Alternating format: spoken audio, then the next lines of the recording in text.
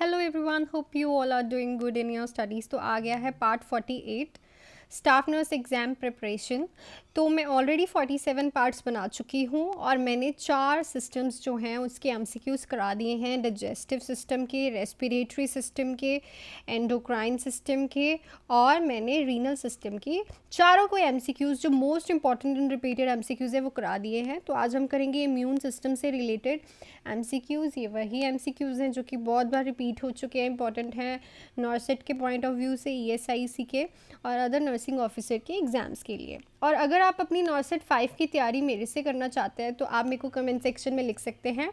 मैं आपको टेलीग्राम का लिंक दूंगी, वहाँ पे मैं आपको एमसीक्यूज़ दूंगी और आपको रोज़ के रोज़ इंपॉर्टेंट टॉपिक्स बताऊंगी जो आपको रोज़ करने होंगे।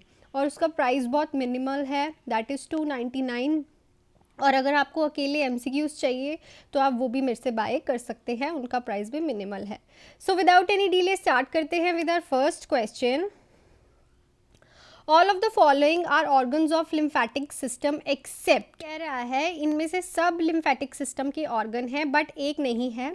तो टाउंसिल्स, थाइमस, स्प्लीन, पैनक्रियाज। तो जो पैनक्रियाज है ये एक ग्लैंड है, ठीक है, इसमें कुछ भी लिम्फेटिक सिस्टम का ऑर्गन का कोई रोल नहीं है। लिम्फेटिक सिस्टम क्या होता है? एक नेटवर्क होता है वेरी स्मॉल ट्यूब्स का जिसमें लिम्फ नोड्स ड्रेन होती हैं हर एक बॉडी पार्ट में।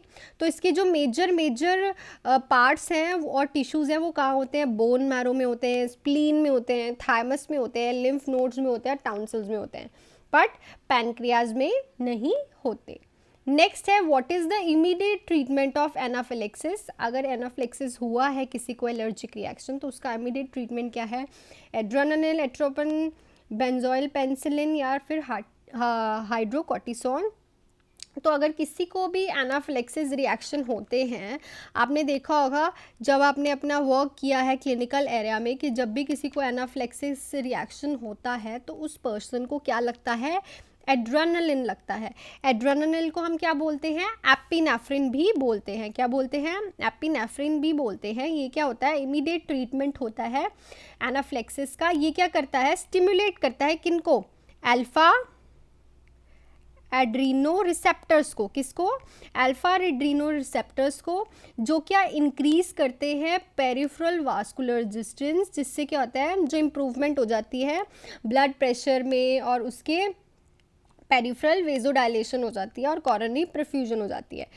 एनाफ्लेक्सिस में क्या होता है? पेशेंट एकदम से बीपी फॉल कर जाता है तो क्या करता है एड्रेनालिन? अल्फा एड्रीनो रिसेप्टर्स को स्टिम्युलेट करता है, जिससे क्या होता है? पेरिफेरल वास्कुलर रेजिस्टेंस, जिससे क्या हो जाता है? ब्लड प्रेशर इम्प्रूव हो जाता है। सो ये मैकेनिज्म इंपॉर्टेंट है, आपको रीज़न भी पता होना चाहिए अगर आंसर पता है। सो नेक्स्ट है during blood transfusion their therapy patient develop wheezing and her skin becomes flushed. These are the characteristics of, अगर किसी का ब्लड ट्रांसफ्यूजन थेरेपी के टाइम वीजिंग हो रही हो ऑस्कल्टेशन पे और उसकी स्किन जो है फ्लश दिखे, तो ये किस चीज़ के करेक्टर है?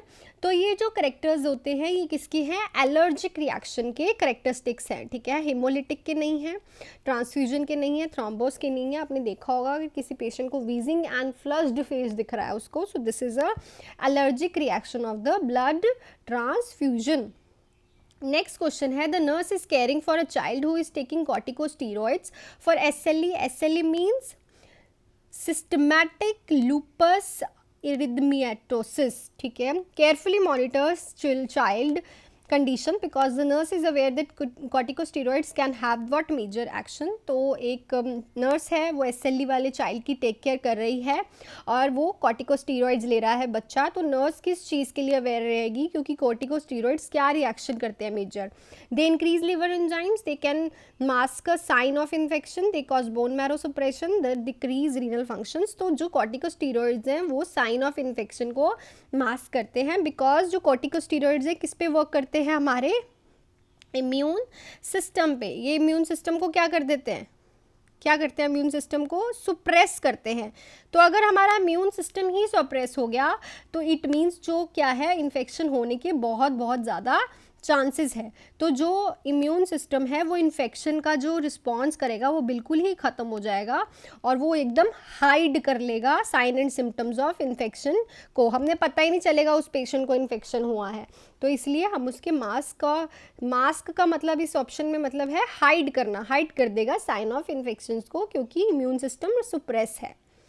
नेक्स्ट है rise of an exciting antibodies level in response to irrelevant stimulus is called. अगर किसी एंटीबॉडीज का राइज होता है जब कोई इररेलेवेंट स्टिमुलस आता है बॉडी में, उसको क्या बोलते हैं? Anaphylactic reaction, precipitation reaction, agglutination reaction या फिर एनामेनेस्टिक रिएक्शन। तो उसको बोलते हैं एनामेनेस्टिक रिएक्शन। जब हमारी बॉडीज़ एक एंटीबॉडीज़ बनाती है कोई इररेलेवेंट स्टिमुलस के खिलाफ, तो उसको बोलते हैं एनामेनेस्टिक रिएक्शन। इसको हम ऑल्सो क्या बोलते हैं? Booster response. क्या बोलते हैं? बूस्टर रिस्पॉन्स, ठीक है। इसको और एक्सपोजर, जब भी किसी एंटीजन का एक्सपोजर होता है किसी इंडिविजुअल का, तो एक मैसिव प्रोडक्शन होती है एंटीबॉडीज़ की बहुत, तो उसको बोलते हैं हम एनामेनेस्टिक रिएक्शन, सॉरी, ठीक है। नेक्स्ट पे चलते हैं। Which of the following is a priority in caring plan for a client with the diagnose of immuno deficiency. तो क्या प्रायोरिटी रहेगी अब अगर हम किसी क्लाइंट का केयर प्लान कर रहे हैं और उसको इम्यून डेफिशिएंसी है? हम उसे प्रोवाइड करेंगे emotional support to decrease anxiety, identifying factors that decrease the immune function, encouraging discussion about lifestyle changes, protecting the child client from infection. Obviously अगर उसकी इम्यून डिफिशियंसी है तो हमें उसे इन्फेक्शन से बचाना पड़ेगा। So this is our priority nursing care plan. Next पे चलते हैं। Nurse need to suspect anaphylactic reaction following the IM administration of streptomycin in the patient complaining of.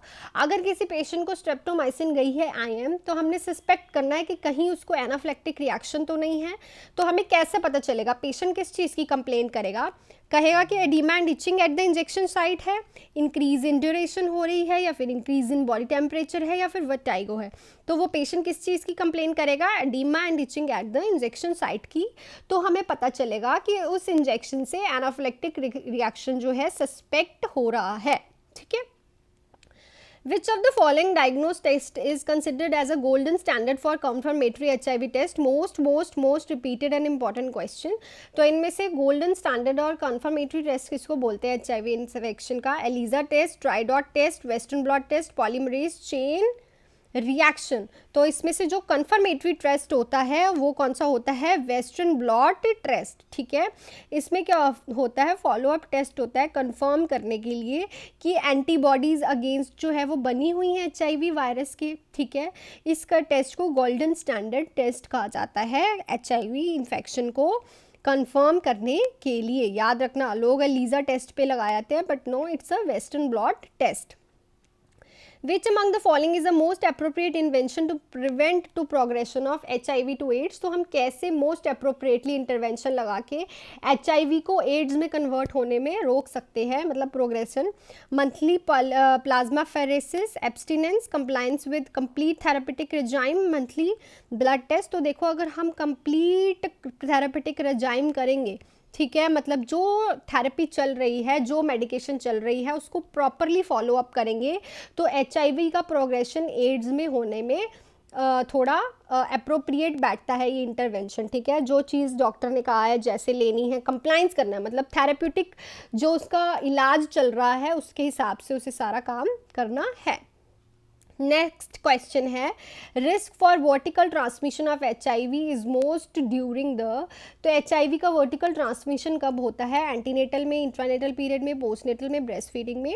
तो जो HIV का वर्टिकल ट्रांसमिशन है वो होता है इंट्रानेटल पीरियड में, ड्यूरिंग द प्रेगनेंसी। सो ये थे कुछ इम्यून सिस्टम के इंपॉर्टेंट क्वेश्चंस। आज हमने थोड़ा डिस्क्रिप्शन के क्वेश्चंस ही किए हैं। So this is all about this video. I hope ये वीडियो आपको अच्छी लगी है तो please hit the like button and subscribe to my channel, and इसको शेयर ज़रूर कीजिए अपने फ्रेंड्स के साथ। And thank you so much. अगर आप मेरे से प्रिपरेशन करना चाहते हैं तो आप मेरे को कमेंट सेक्शन में लिख सकते हैं, मैं आपको टेलीग्राम का लिंक दे दूँगी। And all the best and do hard work. अब तो बहुत ही कम टाइम रह गया है, मोस्टली अप्रोप्रिएटली 2 months रह गए हैं।